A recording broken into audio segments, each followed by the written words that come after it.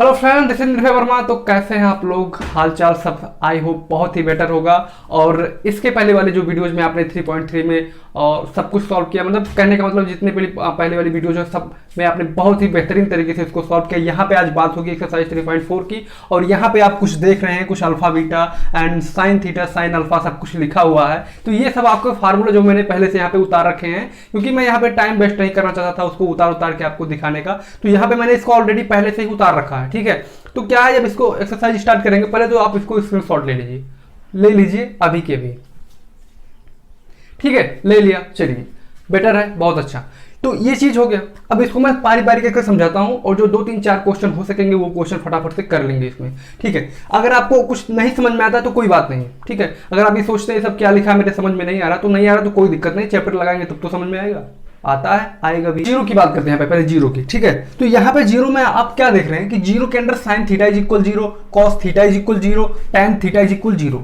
बस समझो, देखते जाओ, ठीक है। बस देखो, अभी बताता हूँ। देखो, sine theta is equal 0, cos theta is equal, tan theta is equal 0। जब सबके वैल्यू जैसे हम 0 दे रखे होते हैं तो देन यहाँ पे लिखा है देन थीटा इज इक्वल आपका, अगर साइन थीटा इज इक्वल 0 है तो देन थीटा इज इक्वल आपका एन पाई। बस सिंपल बता लो, एन पाई। एन जहां मतलब एन का मतलब होता है इंटीजर, मतलब पूर्णांक जिसको बोलते हैं हिंदी में इंटीजर। इंटीजर मेरा क्या होता है, माइनस इनफाइनाइट से प्लस इनफाइनाइट तक, बीच में 0 भी रहेगा, आपको पता है, ठीक है। तो इंटीजर मेरा रहेगा। तो जहां में एन जो मेरा है वो इंटीजर से बिलोंग करता है। बात समझ में आता है? एन जो मेरा है इंटीजर से बिलोंग करता है। और यहाँ पे आप देख रहे हो कि मतलब एन पाई हो गया, ठीक है। तो एन मतलब कुछ भी रख सकता हूँ और पाई का वैल्यू आपका 180 होता ही है, ठीक है। इतना समझो, बस काफी है। दूसरे में देखते हैं, cos theta is equal 0, then theta is equal 2n pi plus 1 upon में पाई बाई 2 और n बिलोंग्स टू z। बात समझ में आता है? 2n प्लस 1 पाई बाई 2, बस इतना। और यहाँ पे if tan theta is equal 0 then theta is equal n pi n belongs to z, ठीक है। n पाई सेम जैसा पहला था वैसे दूसरा वाला भी है, तीसरा वाला भी। और नॉन जीरो की बात कर लें, नॉन जीरो में if sine theta is equal sine alpha, मतलब साइन मतलब जहां पे 0 था यहाँ पे साइन अल्फा है। साइन अल्फा का मतलब ये होता है कि कुछ वैल्यूज वहां पे दे रखी है, ट्रिग्नोमेट्रिक रेशियो जो वहां पे दे रखी है, बस यही है और कुछ नहीं है यार, कसम से कुछ नहीं है। तो then theta is equal n pi plus minus, ये अंदर माइनस है, -1 है और उसके पावर n है, उसके बाद अल्फा है, ठीक है। एन पाई प्लस -1 के power n alpha. If cos theta is equal cos alpha then theta is equal 2n pi plus minus alpha n belongs to z। And आपकी जो लास्ट वाला 6वां है जो 6 है, if tan theta is equal tan alpha then theta is equal n pi plus alpha n, मतलब alpha and n belong to z, ठीक है। Alpha n belongs to z, बस इस चीज को ध्यान रखना। हो गया ना फार्मूला, सब कुछ हो गया। फिर से अगर आपने स्क्रीनशॉट नहीं लिया है तो अब ले लो। और अब बात करेंगे एक्सरसाइज की, जो आपका बहुत ईजी है। 4 क्वेश्चन इसमें है, फटाफट से कराते जाएंगे, आपको दिखाते जाएंगे, बहुत ईजी है, ठीक है। तो इसको पहले रफ करते हैं, उसके बाद बात। तो गाइस, आप लोगों ने देखा, सब कुछ फार्मूला वगैरह देख लिया। आपको क्वेश्चन, पहला क्वेश्चन यहाँ पे आपको जो दे रखा है, जो पहला वाला क्वेश्चन आपका है, हाँ पहला क्वेश्चन आपका क्या बोला है, पहले तो ये तो find the principal and general solution of the equation. इसको पहले देख लीजिए, जो मैंने यहाँ पे लिखा है, find the principal and general solution. Principal solution की बात की जाए तो ये मेरा होता है मुख्य, ठीक है। हिंदी में बात करें तो मुख्य क्या नाम है, सॉल्व को हिंदी में क्या बोलते हैं, मुख्य हल, ठीक है। ये मुख्य हल हो गया। और बात करें जनरल सॉल्यूशन का तो ये मेरा व्यापक हल जिसको बोलते हैं, ठीक है ना। तो मेरा मोटिव बस इतना है कि दोनों बच्चे जो यूपी प्लस सीबीएसई बोर्ड, सारे बोर्ड्स के लिए मेरी क्लासेस होती हैं, तो दोनों को पढ़ाना मेरा फर्ज है। तो it's my duty, find the principal and general solution of the equations. जो भी आपको इक्वेशन दे रखे हैं, पहला क्वेश्चन आपका जो है, पहला क्वेश्चन आपका tan x इज इक्वल √3, ठीक है। तो सबसे पहले तो मैं आपको ये बता दूं, फार्मूला देखा, ठीक है। अगर आपको कुछ थोड़ा बहुत क्वेश्चन में समझ में आता है, जो फार्मूला देख के क्वेश्चन समझ में आता है, तो लगाने की कोशिश कीजिए। आई होप अगर आप लगाए होंगे तो आपको ज्यादा बेटर यहाँ पे समझ में आएगा। इसके मुताबिक अगर आप नहीं लगाए होंगे तो थोड़ा कम समझ में आएगा। ये बात आप जरूर मान के चलिए, डिफरेंस जरूर रहेगा यहाँ पे, ठीक है। फिलहाल जो भी है बहुत अच्छा है। तो tan x इज इक्वल √3, तो मैंने आपको फार्मूला यहाँ पे 6 फार्मूले कराए थे, तो उसमें मैंने आपको बताया था, अगर tan x इज इक्वल 0 वाले में, मैंने 0 वाले में आपको बताया था साइन कॉस tan का, तो 0 वाले में मैंने बताया tan x अगर 0 होता तो ये मेरा 0 के क्या नाम है, 0 के अंदर आता, ठीक है, ये 0 के अंदर आता। बट यहाँ पे tan x is equal tan alpha दिया हुआ भाई, ठीक है ना। ये अल्फा है मेरा, ये चीज जो √3 मेरा अल्फा है, ऐसे अल्फा दिया हुआ है, तो ये फार्मूला मैंने बताया है। तो अगर क्या नाम है ये मतलब tan थीटा इज इक्वल मेरा tan अल्फा दिया हुआ है, तो मेरा थीटा इज इक्वल मैंने क्या आपको बताया था, देखो ये तो मेरा नॉन जीरो की बात हो गई यहाँ पे, ये मेरा नॉन जीरो है, ठीक है।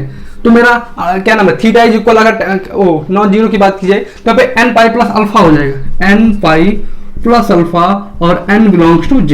मैंने आपको ये फार्मूला बताया था नॉन जीरो में, ठीक है। तो ये नॉन जीरो का है, आप साफ साफ यहाँ पे देख रहे हैं, ठीक है। बस यही से स्टार्ट करेंगे, बस यही है सब कुछ, और कुछ फालतू नहीं है यहाँ पे।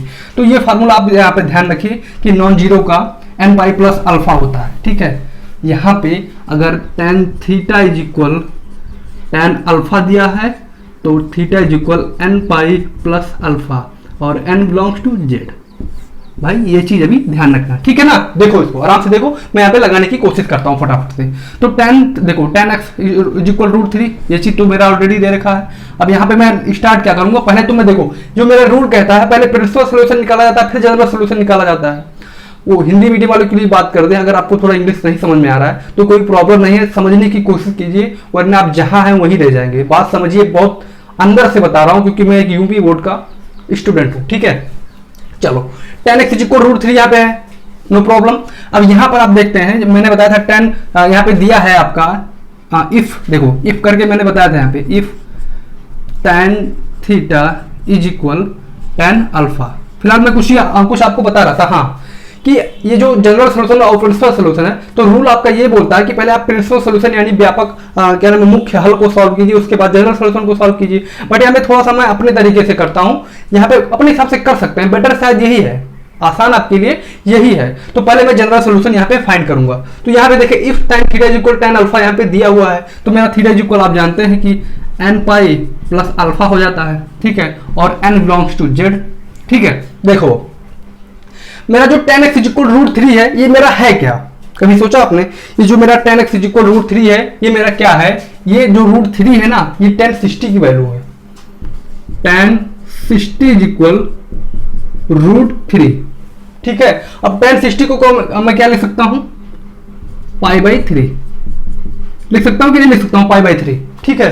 तो जो ये मेरा tan 60 माने √3 जो मेरा है, मतलब √3 की जगह पे देखो √3 इज इक्वल π/3 में लिख सकता हूं। ये चीज क्लियर हुआ, चलो ये चीज क्लियर हुआ। अभी जो 2-3 क्वेश्चन लगाओगे यार, कितना आसान है, बहुत आराम से समझ में आ जाएगा। अभी थोड़ा बहुत आपको नया नया दिख रहा है तो प्रॉब्लम है, तो मुझे पता है।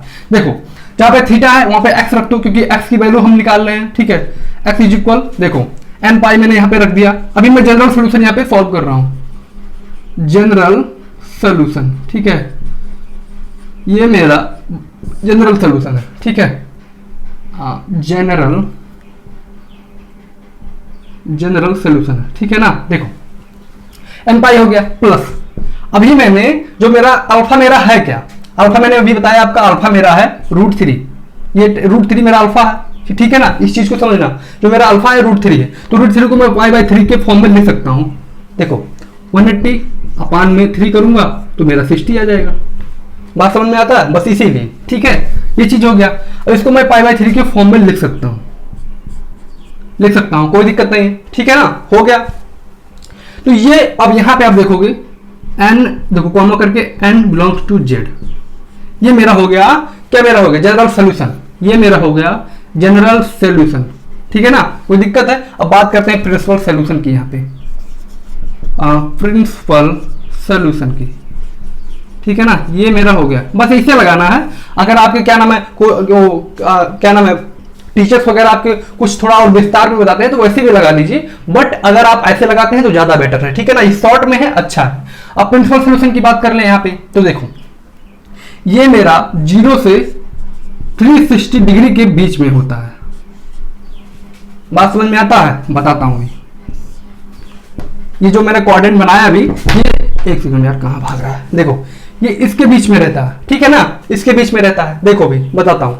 तो यहाँ पे ये चीज हो गया प्रिंसिपल सोल्यूशन की। अब जो n है ना, n आपको रखना है, इसमें क्या है, इसमें n की वैल्यू आपको ये रखनी है। यहाँ पे मैं कंडीशन दे देता हूँ 0 1 2 3 और ऐसे ऐसे करके इनफाइनाइट तक आप n की वैल्यू रख सकते हो, बट 0 से ऊपर की वैल्यू आपको यहाँ पे पुट करनी है, ठीक है। चलो ये चीज हो गया। अब यहाँ पे आप देख रहे हो कि मेरा देखो एक देखो मुझे दो बोले अंदर, देखो प्रिंसिपल सॉल्यूशन में व्यापक क्या नाम है, मुख्य हल में मुझे दो वैल्यू निकालनी रहती है। मैं दो वैल्यू मैंने निकाल लिया, उसके बाद मुझे जरूरत नहीं है, मतलब 0 से 360 डिग्री के बीच में मुझे दो वैल्यू निकालना है, यानी इसके अंडर में मुझे दो वैल्यू निकालना है। नहीं समझ में आ रहा है, बताता हूं। यानी 0 से 360 के बीच में डिग्री क्या होती है, 270, 280, 290, 300, मतलब जितने भी वैल्यू इसके बीच में होती हैं, बस वही मुझे मिल जाए, दो वैल्यू ऐसे मिल जाए, ओनली दो वैल्यू। देखो तो पहले तो मेरा π/3 वैल्यू भाई मिल गया, x इज इक्वल, मुझे π/3 मिल गया। क्यों मिल गया, देखो 180 अपान जब मैं 3 करूंगा तो मेरा 60 डिग्री आएगा, और ये मेरा 0 से 360 डिग्री के बीच में है, इस बात में कोई संदेह नहीं है, ठीक है ना, कोई डाउट नहीं है। एक तो मेरा मिल गया, एक मुझे और ढूंढना है, मैंने बताया था आपको एक और ढूंढना है। तो देखो, तो एक मेरा मिल गया। अब मैं यहाँ पे जो मेरा इक्वेशन है, यहाँ पे इस चीज को यहाँ पे देखना, यहाँ पे सॉल्व करके दिखाता हूँ। x is equal n pi plus alpha है ना, हाँ प्लस π/α की जगह पे π/3 है, ठीक है। चलो देखो, जब मैंने यहाँ पे पहले तो मैंने 0 रखा था, तब मेरा देखो जब मैं n की जगह पे यहाँ पे 0 रखूंगा तो मेरा ये n पाई तो मेरा कैंसिल हो जाएगा, 0 इंटू पाई कैंसिल, मेरा बचा π/3। तो मैंने यहाँ पे 0 वाला जब वैल्यू रखा तो π/3 मेरा आ ही गया ऑलरेडी, तो मुझे 0 रखने की कोई जरूरत ही नहीं है। अगर देखो थोड़ा बहुत भी समझ में आ रहा है पहली बार में ना, तो बहुत है, ठीक है। अगर आप अभी लगाओगे तो देखना फिर कैसे समझ में आएगा। अब दूसरा वैल्यू मैं निकालता हूँ यहाँ पे n पाई प्लस π/3, ठीक है। अब n की जगह पे मैं क्या रखूं, 1 रखूं, क्योंकि 0 मैंने रख चुका हूं। देखो बस मुझे दो ही वैल्यू चाहिए, दो वैल्यू मिल जाए 360 डिग्री के बीच में, बस काम खत्म यार, खत्म, ठीक है। देखो n की जगह पे मैंने 1 रखा तो मेरा 1 पाई हो गया और प्लस π/3 हो गया। अब क्रॉस मल्टीप्लाई किया तो 3 पाई प्लस π/3, ये मेरा हो गया 4 π/3। अब देखना ये है कि जो मेरा 4/3 मतलब 1 रखने पर, 1 का वैल्यू मुझे 1 रखने पर 4 π/3 आया है, ये 0 से 360 डिग्री के बीच में है कि नहीं है। देखो तो इसमें तो मेरा जो π/3 है वो मेरा क्या है, 60 डिग्री है, 60 डिग्री है। और मेरा 4 से 6 क्या है, देखो मैं मल्टीप्लाई करने का तरीका बता रहा हूं। बहुत सारे बच्चे क्या करते हैं, 4 इंटू 180 और अपान में 3 करते हैं 180 करके, तो ज्यादा लंबा पड़ जाता है। बट ऐसा कुछ ना करो, मैं बताता हूं क्या करो। मेरा 4 तो दे ही रखा है और इंटू में π/3 है, ठीक है, π/3 है। π/3 का वैल्यू क्या होता है, 60 होता है। हटा दो यहाँ पे 60 रख दो, 4 से 4 मतलब 240 हो गया, यानी 240 मेरा हो गया। तो मेरा 0 से 360 के बीच में आया कि नहीं आया। ये यार पहला क्वेश्चन था इसलिए इतना टाइम मैंने लगाया, बहुत ईजी है, ठीक है ना। तो 360 के बीच में आया, यानी मेरा आया 4 π/3। देखो हमेशा इसको रेडियन में रखना, रेडियन वगैरह सब कुछ जानते हो आप, अगर आप शुरू से मुझे फॉलो कर रहे हो, ठीक है ना। ये चीज हो गया, ये मेरा आ गया प्रिंसिपल सॉल्यूशन। अब इसमें थोड़ा सा और झाम वगैरह मतलब थोड़ा बहुत और लैंग्वेज लिख देते हैं, थोड़ा और अच्छा लगे, बट है सब कुछ यही, ठीक है। अगर आप क्या नाम है मुझसे फॉलो करते हो तो एक चीज और देख लेना, आप जो NCERT एक ऐप आता है उसमें सोल्यूशन दिया रहता है इंग्लिश में, मतलब क्या नाम है CBSE बोर्ड की जो उसमें सोल्यूशन दिया रहता है, तो उनको डाउनलोड कर लेना जो ऐप है। तो ऐप डाउनलोड करके उसमें ऐसे से मतलब लैंग्वेज आप लिख लेना। अगर आप क्लास नहीं ज्वाइन करते हो, आपके पास मतलब स्कूल की सुविधा नहीं है, तो आप उसमें कर सकते हो, सब कुछ कंप्लीट नॉलेज है यार, बहुत बेस्ट है, ठीक है। और एक चीज और ध्यान रखना, ये तो मैं अभी तो मैथ पढ़ा रहा हूँ, फिजिक्स और केमिस्ट्री की क्लास मैं ही खुद आपकी लगाने वाला हूँ, क्लास 11th और 12th की, ठीक है। ये चीज हो गया, पहला क्वेश्चन हो गया ना, प्रिंसिपल सॉल्यूशन ये मेरा निकल के आ गया। अब बात करेंगे क्वेश्चन नंबर 2 की। ये पहला क्वेश्चन था इसलिए टाइम लगा, ठीक है। क्वेश्चन नंबर 2 की बात, चलो गाइस देखो क्वेश्चन नंबर 2 देखो थोड़ा सा यहाँ पे क्वेश्चन हल्का सा घुमाएगा। देखो sec x is equal to है कोई दिक्कत नहीं, sec x is equal to है। अब यहाँ पे आपने ये नोटिस करा होगा कि मेरा बन रहा है sec theta is equal sec alpha बनना है ना, लेकिन मैंने sec का फार्मूला तो आपको बताया नहीं है, मैंने सिर्फ आपको साइन कोस टेन का बताया है। तो क्या करना है, कॉस sec को उल्टा कर लीजिए, कॉस में चेंज कर लीजिए, जो मैंने बताया वही कीजिए, है रूल, सब ये रूल है, ये मत समझना कि सर अपने मन से करवा रहे हैं, ठीक है ना। चलो sec x को यहाँ पे चेंज कर देता हूँ, क्या रहेगा, जब मैं इसको cos x लिखूंगा तो 1/2 हो जाएगा, उल्टा मतलब 1/2 हो जाएगा। बस इतना तो समझ में, इतना बेसिक जानते हो यार कि cos x इसका उल्टा 1/2 कर देगा, ठीक है ना। चलो हो गया। अब यहाँ पे आपको देखना है कि cos theta is equal, if की बात करें यहाँ पे तो cos अल्फा है तो मेरा theta is equal 2n pi plus minus alpha, ये मेरा फार्मूला है, मैंने आपको ऑलरेडी बता रखा है, ठीक है। चलो ये चीज हो गया।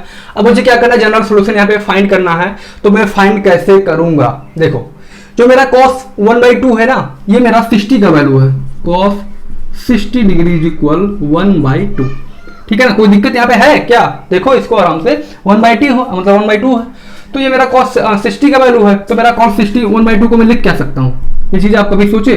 मैं इसको पाई बाई 1/2 को पाई बाई 6 लिख सकता हूँ। 1 सेकंड, 180 नहीं, उसमें तो मैंने पाई बाई 3 किया था, और cos 60 को मतलब cos 60 को मैं पाई बाई 3 लिख सकता हूँ, 180 अपान में 3 60 डिग्री, नो डाउट, ठीक है ना। ये चीज हो गया ओनली टैग, ठीक है ना। ये तो बोलते हैं टेक्निकल योगी, शायद आप जानते होंगे उनको, ठीक है। टेक्निकल योगी क्या बोलते हैं, no drama no clickbait only tag, ठीक है। चलो वो थोड़ा फन वाला मूवमेंट था, शायद आप लोग नहीं जानते होंगे, अगर आप स्टूडेंट हैं तो उनको तो शायद नहीं जानते होंगे।